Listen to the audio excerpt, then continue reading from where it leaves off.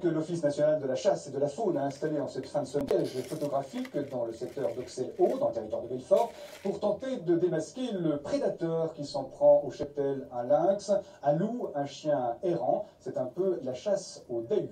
Lucie Gurny, Yann Schmitt. Chef de brigade à l'Office national de la chasse, Cyril Sénéchal n'a qu'un objectif: identifier le responsable des attaques à répétition menées sur le troupeau de moutons de Sandrine Goua.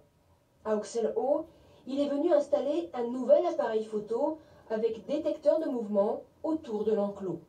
Donc là, on va essayer de poser un piège photographique dans cet alignement-là pour éventuellement réussir à prendre des animaux qui sortiraient des coulées qui sortent du talus.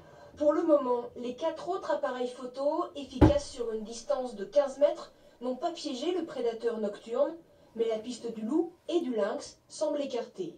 Ce que nous, on a constaté sur les brebis, elles sont plutôt typées d'une attaque de canidés, canidés qui n'est pas encore déterminée pour l'instant, mais c'est vrai qu'on s'oriente plutôt sur des attaques qui pourraient être dues à des chiens errants, des chiens domestiques qui traînent dans la région.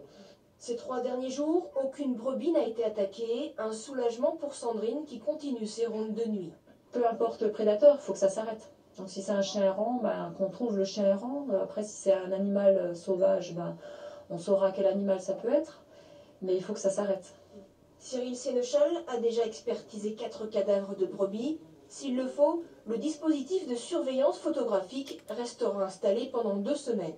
Le but du jeu, là, c'est de ne pas raconter de bêtises et d'être affirmatif quand on dira c'est tel animal ou tel animal qui est responsable de la mort de ces brebis.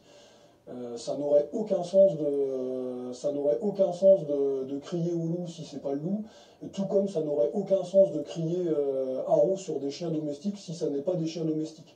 Donc le but du jeu, c'est de recueillir un maximum de preuves cohérentes pour être sûr de ce qu'on avance.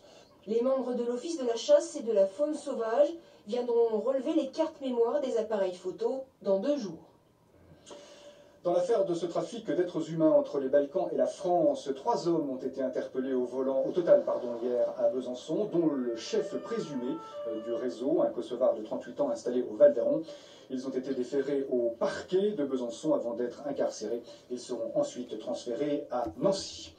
Et puis ce rebondissement en marge de l'affaire Stan Mayo, sa compagne Janet Siman a été arrêtée à Besançon et mise pour association de malfaiteurs en vue de la préparation d'enlèvement de mineurs avant d'être écrouée à Saintes, en Charente-Maritime. Elle avait participé, on s'en souvient, dimanche dernier à Amancé, dans le Doubs, à une manifestation pour alerter l'opinion sur la disparition de Stan Mayo il y a 1 mois.